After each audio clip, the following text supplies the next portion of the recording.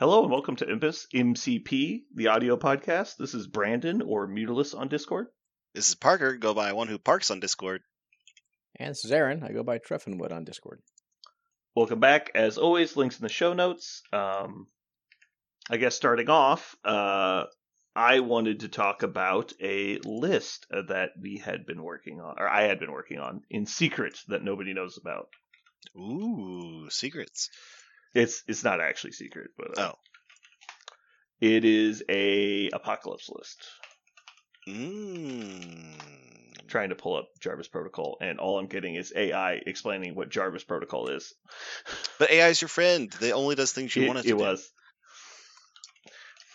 I now understand why John Connor was so mad. So you just want to, you have an idea and you just want to put the last touch on it? Is that what's going on? Well, I have 2 unused character slots in the list, kind of. Mm-hmm.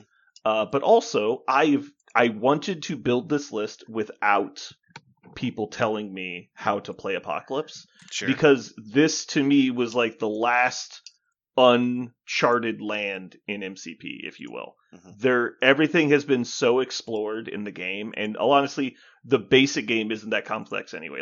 I feel like a lot of the creating janky, fun lists is mostly gone from the game at this point because there's too many options. There's too many great characters to fill holes in lists. I'm with you. I don't know if that's a bad thing. That's just my perspective. So what I wanted to do is sit down and look at the options, it's kind of annoying because you have a printed list of models you're supposed to play with. But I sat down and I was like, all right, well, these are the characters I want to play with. And I'm going to go look at which ones can be which horsemen and include the ones that I am most interested in playing, right?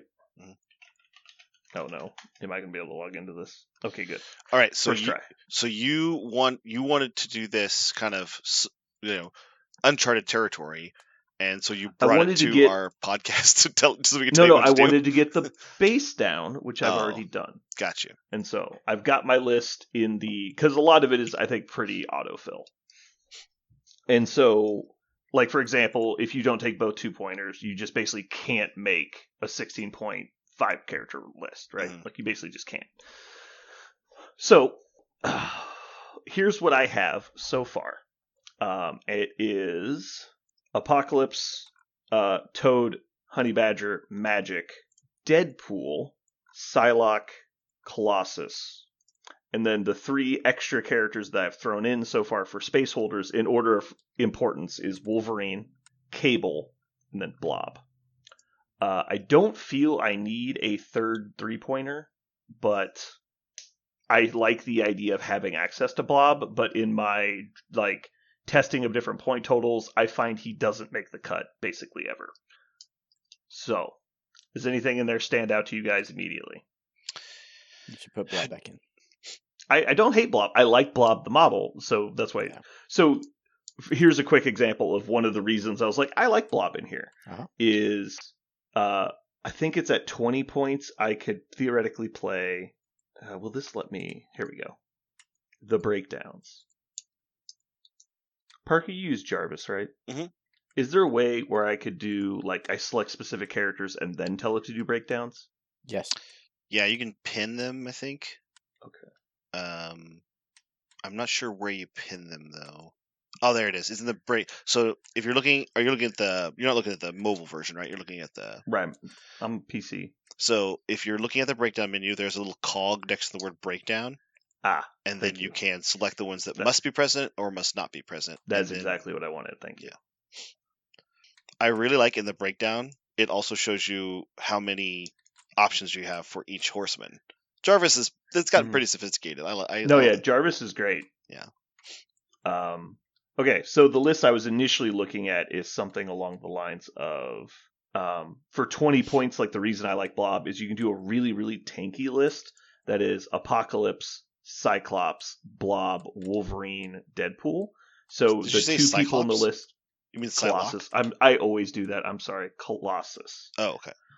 So Apocalypse, Colossus, Wolverine, Blob, Deadpool. So you basically have 3 tanky guys with effective DR, and then 2 guys with healing factor 2. And then the guy with 4 hit points, he's always healthy on the back. So that's pretty cool. And so I feel like that list could really just stick around for a really long time. And then there's a lot of other fun things you can do. Like you can do a mostly healing factor list, because Apocalypse heals 1 when he takes damage, right? He also heals 1 when he would gain an effect he's immune to, which I think might actually happen a decent amount. Obviously, demons being gone makes that less likely, but then you have Wolverine, Deadpool, and Honey Badger all have healing factor as well, and so you can get a lot of healing factor characters in your list. Mm-hmm. I think Apocalypse is definitely, in my opinion, their strength is the long game. I think they're an attrition long game list. I don't think they absolutely have to kill your opponent. They definitely have some tools for that, but they don't have to. It's really just about making the game go to turn 3 and 4, and that's when you're turning the corner on them. A lot of things about Apocalypse are all about survivability. A lot of things about their tactics cards and their horseman cards are about disruption, or getting tokens while they die or when you die. So like I think they focus on that. If you're trying to play into the the tokens and play into Apocalypse's strength, I do like the idea of playing characters like Deadpool, Wolverine, Honey Badger, Colossus, Blob. I think characters like Psylocke, Magic, and Toad are more about like very special answers. You're like, when you see something, you're like, well, my opponent's got a lot of martial artists, so maybe a Magic or Psylocke would be better because I'm going to get to use, cut through their martial artist more often. Toad is useful for certain extract scenarios, but I think those are the ones you play sometimes. I think the core, I like your idea of the core, which is Honey Badger, Deadpool, Wolverine, Colossus with Apocalypse. My model that I go is he's 5 points. I love him. He's amazing. I'm not sure when you're excited to play him is actually Cable. So Cable was in there for the higher point totals to give me a second high tempo piece. Okay. And actually, I was thinking with the combination of Apocalypse and him, you could really, really threaten midline characters. Because Apocalypse, I can't remember, I don't think he can port on the first turn, right? No, because he doesn't get the second power until later. You mean You can always... Yeah, you can do it first turn. You can spend tokens to do it. That's what I was thinking. Yeah, that's right. You can spend the tokens to do it. Yeah. So you can port Cyclops forward and you can port Apocalypse forward, and they both have really effective at range 3, and so you can really punish the midline with them. Aaron, do you also love that to Brandon, all mutants are Cyclops? Because he just keeps calling them all Cyclops. No, I know I do those two. Did I do it again? You did it with Cyclops? I thought you said Cable. I thought you were saying Cyclops or Cable this time. Did you say you meant Cyclops for Colossus? I might have. You meant Colossus. Specifically Colossus, though. Oh, okay. Every time I say their names, I do it on the other side too. I call Cyclops Colossus too. I don't know why. It's just I don't even think about it. I just do it. It's really annoying to me as well. So Cable, though. Cable and Apocalypse can both punish the midline. Yeah. Because Apocalypse can use the evolution tokens instead of power to use the horseman abilities. He can use the tokens on the card as if they were power to use specifically the horseman superpowers. Right. Which is, so I think it's either famine or pestilence. It's famine lets you teleport, yeah. Yeah. And he's on a large base, obviously, so that's a huge bump. It is awesome tempo. I think like you can definitely switch to a tempo play with something like Apocalypse, Psylocke, Cable. Like you're going to be up even Deadpool is a pretty great tempo play because he'll move once, shoot, and then leg day. Like he could be on the midline doing damage on turn 1 as well. So there are ways to be up in their face in the list as well. If you were trying to see if you see an opportunity to have a lot of secures or extracts on the midline and you want to pressure that. Okay, so I went through and I made a spreadsheet for the horsemen. And so I have 4 death, famine, and pestilence options, and I have 6 war options. Then I went through and sorted my characters by the priority of which horsemen they would like of the ones they have available. And then I sorted them by the importance of them getting the position they want. And so top to bottom, in the 9 characters I have that can be horsemen, I have Toad, most important that he gets the pestilence roll, because death does not help him a lot, except for the chance that he dies, and then you get some tokens. And so that seems not worth it. Magic is most important to be war, because her only other option is famine, and she can already teleport herself. Then I have Psylocke is most important to be Death, because same thing, she doesn't really need the place to because she can already advance short. And she has Pursuit on her bow if she gets really far away. And so it's not worthless for her, unlike Magic where it feels completely worthless for her. Mm-hmm. But Death is actually really good for Psylocke because obviously she's really good at cleaning up weakened targets, Right. which will give you a bunch of tokens, right? Cable, most important to be War, because he's going to do a lot of damage. He's going to do damage every time he activates, and there's a high likelihood he'll take damage fairly often. And then on top of that, Pestilence is bad for him because he doesn't want to stand in the middle of a bunch of people. Mm-hmm. Then we've got Blob is Pestilence because he wants to stand in the middle of people. Famine's okay though because him placing isn't terrible, but he doesn't really need it because most of the time he'll just move and attack if he has to. And he's rarely out of position unless you put him in a bad position. Honey Badger, I put her down as preferring Death because I think she's just going to get dazed a lot, and that will give you tokens in the early game because she can already obviously pull attacks to herself. There's also the created to end, basically giving her attack, turning her attack into a spender, kind of gives her something to do with all her power she wakes up with. So yes, she actually could kill something waking up. Yeah, it makes her attack actually dangerous as opposed to kind of being nothing. Right. And then War for her, she's unlikely to take damage that many times, and she's unlikely to do damage that many times because a lot of times she'll be in position to defend your people, I think. And if she's just moving and attacking with 4 dice, it's not that likely she's going to damage somebody anyway. So it's very close. At this point, they're pretty much neck and neck down the line. And so Honey Badger prefers Death over War. Colossus prefers Pestilence over War, for the same reason that most people aren't attacking Colossus unless they absolutely have to. And then he's also probably not attacking a huge amount as well, because he's usually moving into position. And then Pestilence, when you move into position, he can, debuff a bunch of people, which is cool. Wolverine prefers War over Death, but again, it's like neck and neck. It's really whichever one you want. And then Deadpool prefers Famine, even though he can already place, but it lets him basically turn his leg day into a leg day and Merc with the mouth at the same time. And you could potentially do both. Mm-hmm. And so he could steal 4 power off somebody, which is cool. And then if not, War is fine. 4 power? Isn't it 3 when he steals?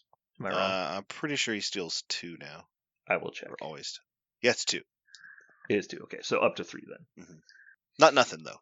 Yeah, exactly. Like going up to 3, there's a lot of attacks that most people don't get to 10 power unless they were just dazed. And so there's a lot of stuff like randomly losing 3 power will knock you out of good spots. And Deadpool's another one of those characters, unless he's on his backside, he's not spending his power on a lot, like you're not excited to. So giving him something you are excited to is really awesome. So my biggest observation of my own list is that I should have Iceman, because Iceman I think is the best of the Pestilence guys, I think. But I don't own him, and I do want to play with Toad, so I'm not including him. So, having thought through things a little bit more, I am not in love with Honey Badger in your list at all. Okay, and why is that? My reasoning is very basic. 1, I don't think she's very good.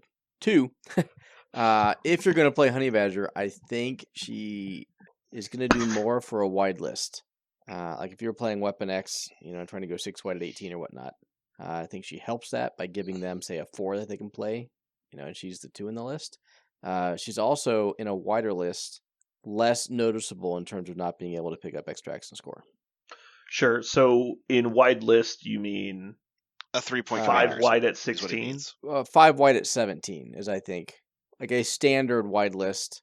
Because I'll tell you right now, the only time I plan on playing Honey Badger is when it's the only way I can get to 5 models at 16, or I want to upgrade one of my 3s to a 4, and so on.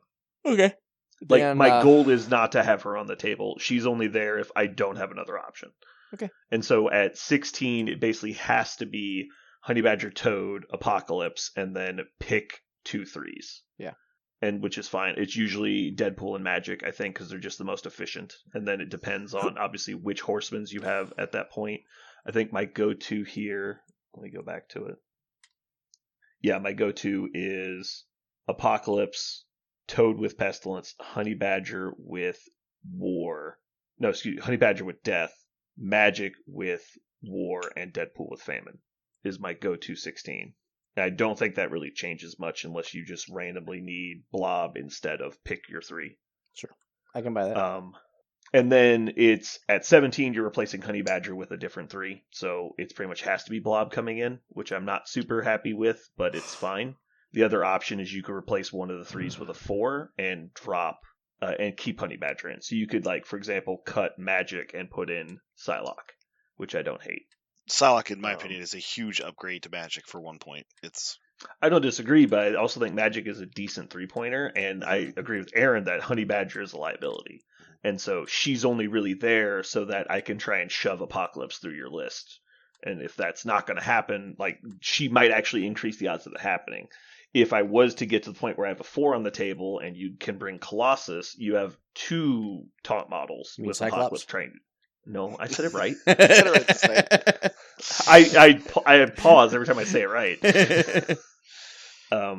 Colossus and Honey Badger give you 2 taunters, and the problem is the rest of the list is just garbage, and you're just trying to win the game on the back of Apocalypse, which I don't know is impossible. It's just not easy. Ideally, in that situation, I think you'd rather have Psylocke and just have 2 good, efficient offensive models, and then a couple filler pieces. And then once you get upwards of 20, then you're trying to decide if you want to try and take, Cyclops. I fucking did it again. Cable. God damn it. You had me so focused on getting Colossus right. So, because obviously if you're taking Cable and Apocalypse, you've got 9 points left. You have 3 3s in your list. And in my list currently, that means I'm playing Blob, which is, again, fine at holding a point, but he's not the best model in the game. So do you think I should cut Wolverine and or Blob for somebody else? I'm assuming you're committed to staying fully in faction as much as possible? Yeah, so the whole point with this first run is I'm going to play the 4 horsemen in every list. I'm going to have all 4 in every list. With Iceman being out, who do you even have left at 3s? I'll pull it up for you. I have it on the list. My other 3s are Beast, Gambit, and that's it. Which I thought about Beast for a little bit, but he has a lot of the same problems that Blob has, except that he's more mobile. Well, Gambit gets a new card in 3 weeks? Yeah. Crossing our fingers. Card's spoiled, so yeah, we know he's getting buffed. Yeah. I don't know that I would play Gambit over Blob, even with the adjustment, but I'd definitely be closer. Okay. I fucking wish Rogue was in here. I would play them both and be happy with it. Sure. I'm, by the way, I did not realize, because I had never thought about it, because I was intentionally not thinking about it, because I wanted this to be a thought exercise at some point. Mm-hmm.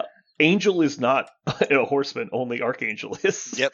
And that makes sense, from the storyline, except that means you can't use Archangel's card that switches Angel to Archangel, because then he's not a horseman. And it's ugh, womp, womp, God womp. damn it. So the place that that you would actually be interested in playing Angel into Archangel for storyline purposes means that you'll never do it. It's God damn it. It was very odd. I think, because we've talked about him before, I think you slept on, and in a list specifically like this one, why not Sabretooth? I thought about Sabretooth a decent amount. I just went with Wolverine instead. But it's not like I couldn't make that switch. I know that Pestilence is hard fought right now because you really like it on Colossus, for example. But Sabretooth with a place sounds awesome. He doesn't get a place. Isn't Pestilence the place? No, Pestilence is the aura debuff. Famine's the place. Never mind. That might have put it over the edge. Yeah. But here, let me try and sell you on it. As Death, you could potentially best at what I do into adding 3 dice to your attack pool. Oh, I know that. Yeah. Yeah. I don't think super scary. I don't think Wolverine is bad. I just was curious I think specifically Wolverine is more of a tempo offensive piece, and we talked about how you can kind of switch, but Sabretooth is more of I'm going to dig in and I'm just going to sit here and we're going to fight, and I'll win fast. I'll win faster than you'll win, right? We'll both take damage, but so the problem is I think they just never, I think in the meta we live in, they just never attack Sabretooth. Right. And Wolverine is much more proactive at going and chasing people down. Absolutely. Obviously. And so they both have, advantages, disadvantages. I think he fit with the list better. I do like Sabretooth. I tried to find an excuse to put him in, and I think it's roughly a coin flip. I just think Wolverine's slightly better. I More agree importantly, he fits the Horseman slots I have available better. Mm-hmm. That's true. He does slide better into that. Yeah. Basically, the way I did this is I just took all 16 characters it is. I made a pile of them, and I just went one at a time going, I want to play you with this ability. Mm-hmm. And then I went through, and the ones I liked the abilities the most with, I put in. Mm-hmm. And then I started making tweaks from there. I thought about Cassandra Nova for a bit. The problem is she just doesn't do enough damage, and that's what this list is about. It's an attrition list. It's not going to win on scenario except by attrition. And so the models I focused on the most are the models that can punch up from their point total more than other people. And that's obviously like Psylocke. I think Wolverine really can, and people don't respect his ability to do that. Mm-hmm. I think Wolverine is hugely slept on. I think he's very strong. We've talked about that so much. Wild Countess 2. I know. Well, even if you throw the Wild Countess 2 away, people do not respect Healing Factor 2 on a physical 4/7 hit point model. Yeah. And they fucking should. That is a hard model to one round. Right. By anyone in his point class. Which means when he gets to go, he's going to fucking kill you. Mm-hmm. So yeah, there's a lot of models that I've been trying to focus on that can win 1v1 fights. And because if you have a lot of models that trade up, Apocalypse will win the battle. And so all you gotta do is, even if I just daze your people and then die, it's like Apocalypse will clean up. So something to consider is if you're trying to help Apocalypse, and I haven't seen anybody try this, and maybe this is bad. Tell me if it's bad. It might be too much of a Rube Goldberg. So Biomorphic Arsenal does some awesome stuff once you start shocking and rooting people, but you're required, to roll wilds to get it, and you only one at a time. So it's like it's hard to get Cower Before Me to go off. Also, he gets extra dice on his spender for conditions, right? So you really would like for Shock and Root to be out there. I have never seen anybody do this, but Mr. Sinister is a famine model. So sorry, not a famine, a pestilence model. So you could use his which one is the one that lets him put root? You spend tokens to give. So you could use genetic negation and pestilence on the same turn to just put root, and because he needs root and. But the issue I've always had with Sinister is he's power hungry. And this is not going to fix that. It's going to make it even worse. Right. So because his beam is a cost 1 and it doesn't give you power back. Mm-hmm. He does have a range 3 builder. Sorry, his range 3 builder. But outside that, he's just getting his 1 a turn. Mm-hmm. And he's not super tanky unless you're spending his tokens. And I just don't see him having the power to also use the pestilence ability. Okay. I like the kit. I don't think you can fuel it. I think I would be interested to see him as famine, because having the ability to place himself could also be really cool. Again, like I don't think you have the power. Exactly. I see it. I see what you're saying. Yeah. I wonder if Colossus will run into the same issues if he's spending power to place. It sounds awesome Colossus, for him too, but I don't need Colossus to use. Like, I've played against it, and I was really shocked. I played Asgard into Horseman, and I was literally stunned how effective just putting Colossus in the middle of the table was. Mm-hmm. I was like, yeah, I really just can't attack you, because if I give you power, he's actually going to fuck up my list, because he's going to start debuffing my whole fucking list and taunting everybody. And I can't actually kill him, even though I've got all this great stuff to do damage. Like, the worst thing I could ever do is daze him, and then he flips over and is literally unkillable. And we're like, fuck. And then Apocalypse just standing behind him, like, what do you do? It's like, wow, this is actually really annoying, because I don't have enough displacement to get rid of Colossus. And obviously, I ended up dealing with it, but, like, it was a problem. Mm-hmm. And so I don't think him having power is going to be nearly as big of a deal, because you can't let him just stand in the middle of your list. You have to do something about it. Okay. It's such a tempo stealer. And so because he's getting hit, I think, more often, and he's getting to attack more, because people just tend to ignore him. So he just walks up and punches people, and he's going to get power eventually. Okay. But again, I think he's the least important 4-pointer in the list. I think I'd rather have Wolverine and Psylocke first, and I only put him in when I see a matchup where he's really going to be useful. Interesting. I was seeing if there's any way. The only way this list can put out the shock is with Apocalypse's Wild, so he doesn't get to do his throw. That's interesting. It's really just that. Lots of ways to put out root. Oh, I guess you'll be remade through me is how it works, right? So if they already have one of them, you can just turn it. You just give out a different one. Yeah, for sure. Also, I think it's the Pestilence card. You give out Poison, Root, or Slow just to everyone within 2. Right. And then if they already have one, you can choose to damage them instead. But you could also just turn it with Apocalypse into Shock, and so now he's... The idea is that your Shock and Root can get out there if you have a Pestilence character that's consistently using it. I'm just saying, don't forget though, like you do the Pestilence Bomb, and then you just have Apocalypse do it again because he can use the powers once, right? And so you just do a double like Pestilence Bomb, and then on all of those, I think you can trigger his ability if you give out the same one on purpose. Yep, I'm just learning that you don't need to add characters that are going to give out effects. You just need to give out effects. So once Wolverine starts bleeding people, you just give them everything. Yeah. And he Same thing for Cable. Cable incinerates at range 5. Like, that's super useful. Yeah. Honey Badger gives slow and bleed just on damage on her spender, too. Like, there's lots of characters. Deadpool bleeds, too, right? No, he doesn't anymore. Oh, he does on his spender. Yeah. So, like, there's a lot of... Bleed and slow. Yeah. You have a lot of random shit out here. Yeah, I don't think... And the throw on his cower before me, I don't think is super important. I think just... If you were to just get Shock and Root on them, I think you'd be happy. Because Shocked and Rooted, it's a lot harder for you to swing back. I don't know. A range 3 size unrestricted throw on a Wild, it's fucking Immortal Hulk. It's nice. Obviously, if they have a size 5, it's amazing. Yeah. I feel like the whole point is if you're shooting nothing but range, size 2 and 3 characters, you don't work hard to get it. But if they have other characters, make sure your Pestilence character and Apocalypse tags their big guy and just start throwing them all the fuck around. It will happen. I honestly think the issue you're going to have is they're going to be dead before it triggers.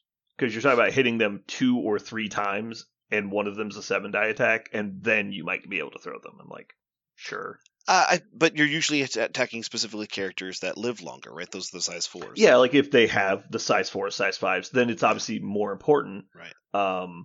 You could hit, like, Juggernaut, for example, is one of those characters that will live forever, and you just start bouncing them into people. Mm-hmm. Obviously, the Sentinels or Dormammu, stuff like that. Yeah. I don't think many people are immune to Shock and Root. I think it's really just, like, the Thors. Yeah, it's very rare. Is anyone immune to Root?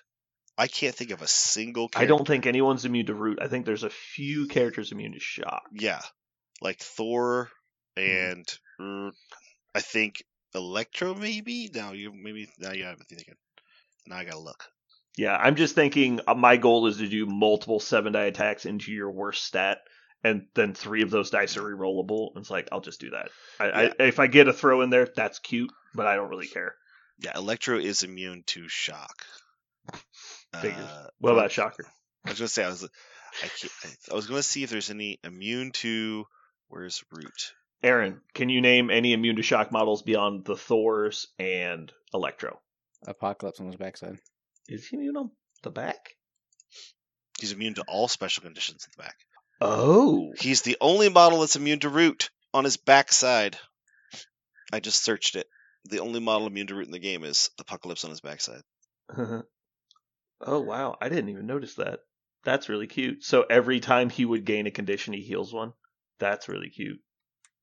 Yeah, I was trying to think of cool ways to utilize his when he would gain an effect he's immune to, he heals one. And the coolest thing I found so far, I'm sure most people know about, is Journey Through Limbo.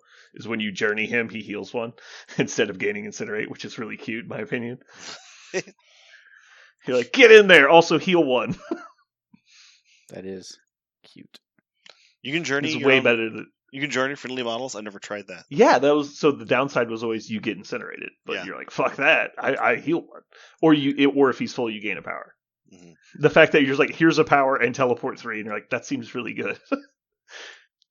Okay, so tactics cards I've taken so far is Brace Patch Up, seems pretty obvious. Immortal Servants, which is the spend 2, you play it, remove 2 damage from Apocalypse and every other allied character within 2. It's basically small Weir Groot, and then alternatively spend 2 to get Recal, which is nice. The first one, which is spend 4, KO one of your characters, and he loses his activated token, but then gains staggered. Cute thing. If on the back, he's immune. Yeah, it does nothing. Yeah. Journey Through Limbo is place 3, gain Incinerate. Venomized, because Aaron likes it. That's not the only reason it's in here. Survival, Instant Recovery, Joint Effort, and Recal. I highly doubt Recal or Instant Recovery will ever make a list, but technically I am playing like 3 or 4 healing factor models, so. Who gets Venomized in this list? I'm not mad about it. I'm just actually, is it... I mean, it's Apocalypse. Apocalypse? Yeah, I guess so. Just for more healing. Mm-hmm. Depends on the matchup, but yeah. You could put it on your person with death, and then they could potentially do a 10-die attack, but I just don't think there's anybody in here that cares about Venomized other than Apocalypse. Anyone on low health. You never know. Right. Cable does have 7 health. Like, he could use it. Yeah. But I mean, he's got a Scotty Sun on the backside. That's true. He does actually heal himself with his Scotty Sun. But... Okay, so I actually had a little bit of question about I just kind of aimed and scattershot at my missions. So I've got Infinity Formula, Imcron Crystal, Riots for my secures. So I've got 17, 17, 19, because I prefer not to play Honey Badger, so I tried to pick point totals that would lead me to not. And so then my extracts, I've got Legacy Virus, Worthy, and Scrolls. So I've got, 2 4s and a 3. Ideally, I want to slow scoring down because I think my list outlasts most lists because I've got lots of healing. Plus, Apocalypse late game is good. What do you guys think? Are there any obvious watch-outs that I should be paying attention to? I think Riots is good. Obviously, more healing again. I don't love Infinity Formula, but I also see why it's not bad. Is it just because of the B formation? Yep. Well, 100% just the B. Now, the mitigating factor is you have at least 2 models with places. Mm-hmm.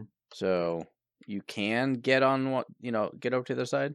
I mean, I've actually got 1, 2, 3, 4, 5, 6, potentially 7 models with places. Sure. Like I said, at least 2. Yeah, you are correct. At least 2. So yeah, the thought was I'll put like Blob and Deadpool on my back points and just shove everybody else forward and go get them. And I think that would be fine. I mean, it is, unless they're able to pick up the extracts. Pick up the extract and go back to refuse flank to the side Apocalypse isn't on. Now, even with his place, he's going to be spending actions, usually an entire turn, moving to the other side of the board. I really think that game gets won or lost on who gets to extract control. And that's typically not Apocalypse's strong suit. So that's why I call it into question.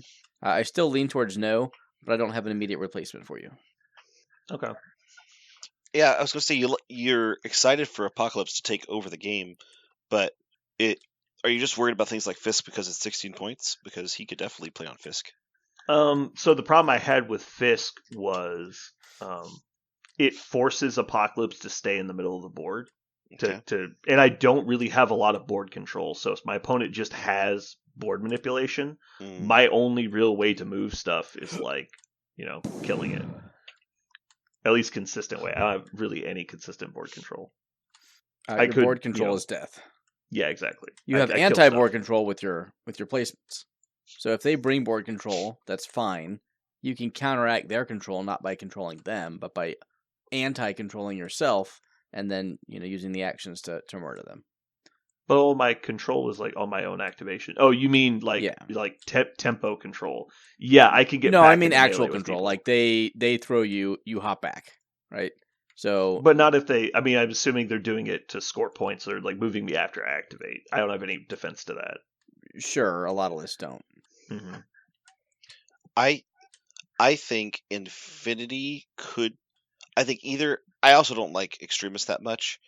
I think it spreads out a bunch and usually benefits the player that likes to rotate a whole lot. And I don't know if your list wants to do that. Maybe I'm wrong. But I feel like either Extremis or Infinity should probably get replaced by Meteors, because Meteors is going to allow you to fight more often, and it's another 17, so you don't have to worry about your 16. I don't hate that at all. I think you'll fight more than Infinity and Riots on Meteors. I think you just have to decide which one your list likes least. What about Deadline? I have never played it, so all I know is theory crafting. But just thinking it's a lot closer, so like Apocalypse could literally just step once from point to point. I think I like Deadline in theory. Way better than Riots and Infinity. I think it should probably be Deadline, Imcron, Meteors. The other problem with Fisk is it's a 16-pointer. So between Deadline and Fisk, that'd be 2 16s in my roster, which I want to avoid. If you don't like Fisk, I think that's okay. But I think Deadline, Meteors, Imcron, I feel like you ship that and you play with it and see how it goes. I think you would get to fight more centrally, but your opponent's probably going to have to spend more actions moving than you will, because you do have a lot of power for movement. Pay to flips kind of reduce the negative of having Honey Badger too. It does, because she doesn't necessarily need to stand on a point. Mm-hmm. Yes, you're right. Okay, so Imcron, Deadly, Deadline, and then Meteors. Deadly, Legacy Virus, Worthy, and Scrolls on the backside. I like Scrolls because I think it puts a lot of people uncomfortable, because it's hard for them to just walk forward and grab stuff, because there's a lot of people that can't do that super safely, and not a lot of people have multiple characters that can do it safely. That's where I don't have a lot of characters that do it safely either, other than Toad, but I have a lot of characters that don't mind taking a hit on the first turn. Yeah, Colossus is a great one. Yeah, Colossus, honestly, Apocalypse too. Wolverine's another good example, like somebody who probably doesn't care too much that they got hit. Here's a curious one, and I am totally willing to be wrong. It absolutely could be. What about cubes? Because I don't like the high scoring. Okay, yeah. I do like the like overtime healing with it is not bad.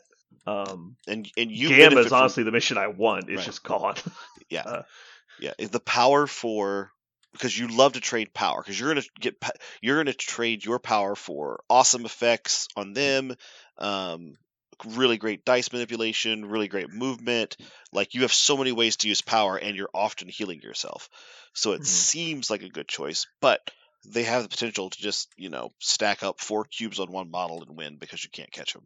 So it's possible that you lose them. I had avoided scenario damage for the reason of Apocalypse doesn't heal from scenario damage, so he doesn't have like the pseudo damage reduction.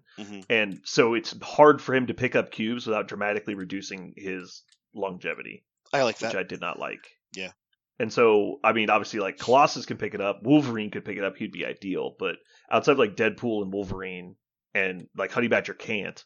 And so I really can't hold that many cubes without taking a bunch of damage. I believe that. I do like your take that because of the way Apocalypse's healing works, you want him to have a huge health pool. It's really key for him to have more health. Yeah. Because when there's actually a City Heroes mechanic that was exactly like this, is one person reduces damage, one person heals from damage. And the healing from damage was better, but you had to survive to heal. If you died in 1 second, you would lag and die, and so the other guy would not lag and die. And so you had to avoid this exact situation. You had to have your health pool be big enough to survive the hit. Colossus on 3 health is so much better than Apocalypse on 3 health. But Apocalypse on 5 health is so much better than Colossus on 5 health. Yeah, I see it. Okay. So no suggestions on extracts, I think. I think the one I was thinking of, I think you made all the correct points. I think I do think there could be an option for, oh crap, I just can't remember the name of it. The one that poisons you when you pick it up. Potentially the canisters. Yeah. It is a lot of points. However, you like conditions being sent out there and making them short. You being short is a lot more punishing for them usually, because you have the ability to place yourself a lot. So you would still retain your mobility while they might lose it. However, it's still 5. It's probably still a bad idea. I also don't like being speed short. Like, it makes me completely incapable of chasing people. not incapable because Apocalypse could still chase, but he's spending too much power to do it. Is he immune to poison? On his backside, he is. Yeah, I don't think he is on the front though, right? He's not. No. He's only immune to stagger on the front. No, he's bleed, incinerate, stun. Oh, sorry. On the front. Haha. Very close though. Almost nailed it. Almost nailed it. Well, I just considered when Apocalypse takes damage from a Fisk token, it does the damage and then heals him a damage, right? Because the stun doesn't get it any heals. Correct. Adorable. But it could daze him. Right. I will consider Fisk, but it is 16. I think Fisk, if you could find a way to like play Colossus and Fisk, actually Colossus would feel bad with a Fisk stun on it. It'd be terrible. Mm-hmm. So maybe it's Wolverine would be the one you would want because he's immune Yeah. to stun and he has healing factor. right, yeah. When you've got those are two models out there that you don't want to just stand right next to, and that's what they do in Fisk tokens, Mhm. right? They stand there and say ha ha ha. Yeah, it would be kind of cute to have like Wolverine and Apocalypse standing on the Fist token. And they Yeah. just don't give a fuck. Yeah, your opponent goes, I'm gonna move it. Oh. Mhm. Dude, I'm telling you, I'm gonna every list that I can, I'm putting Juggernaut in, and I think people are sleeping on this. Juggernaut is so good in the current tournament packet. You know what's cool about Wolverine and Apocalypse? I'm sorry, I'm just thinking about the Fisk. Is That's some their best friends. well, the thing is, sometimes when you pick up the Fisk token, you will put it on your opponent's models. Yes, it'll stun them and damage them, and that's an amazing advantage. But every once in a while, it bites you in the ass because you let them be within range once, so now they don't have to move. And if you don't Mhm. make them pay for it, then they've just scored. You've given them ability. But Yeah. with Wolverine and Apocalypse, they can score it. You can move it onto your Wolverine Apocalypse and them, and it's only benefiting you at that point because you have contesting models and they're taking damage and stun, and you are not. That is really good. I would All say right. Juggernaut still doesn't like Fisk though. When he gets stunned, man, it's terrible. I think he's immune to stun. Oh, is he? Am I crazy pants? I am crazy pants. He's immune to stun. That's why I'm like, am I insane? Yeah, he's very immune to stun. I'm cuckoo. Mm-hmm. And so you're just like, I lose a power. Thanks. And they're like, I guess I have to walk into Jugs now. Mm-hmm. Okay. Parker, do we still have time to talk about your thing? Or is it going to be like most of an episode? We can wait if you want. If you want to make sure we have plenty of time. Yeah, let's wait. Let's wait for this one. Okay. I know there are some listeners who really wanted to talk about hear the end of this because I mentioned it last cast. This is the best problem we've had in a long time. That Yeah, we have too much stuff to talk about. We have too much stuff to talk about. I'm not in a hurry to get rid of that problem. Yeah, okay. Go for it. We'll put a lid on it. I'll keep it for next time. Aaron, is there anything you wanted to talk about MCP-wise before we get out of here? Nope. Any final suggestions for my Apocalypse list? No, just test it. I am going to test it. I was Good. excited to give my Asgard list one final hurrah, but nobody showed up last week, so I didn't get to play. Sad. I'm excited to play with my new tokens. I want to try to show up tomorrow. I'm excited to play with my new range rulers. Oh, those. Yeah. I was like, what are you talking about, tokens? The range rulers. I'm so happy. It makes me so happy. All right, I need to save this roster, and we'll be good. Oops, misclicked. Deleted. Yeah. All right, everybody. Thanks for tuning in. Hopefully you enjoyed our Apocalypse talk, and be ready next week for random exciting new segment day. It's not new. It's going new, to be very new. It's going to be an amazing Donkey Brains. I think Donkey Brains. I am excited for you guys to yell at me for an hour and a half. It's going to be I great. will yell at you. I'm so mad about Convocation. You don't even know. I am like, there's a storm inside me. Oh, I know. That's and what I'm saying. inside that storm, there's two wolves, and the Oh wolves my are gosh. fighting. I am excited. I know I'm going to open up a absolute Russian nesting doll of bitter feelings from both of you, and I'm really excited to see them ooze out because I think I have the hottest take that this cast will have in a while. So stay tuned for next time. All I know is you promised me the MCP equivalent of BDSM, and I can't wait. It's going to be something. All right, guys. Thanks for tuning in. This has been Brandon. And Parker.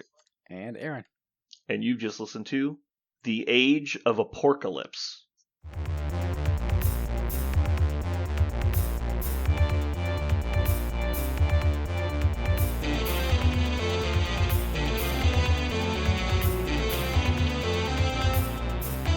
So what are we gonna call this thing?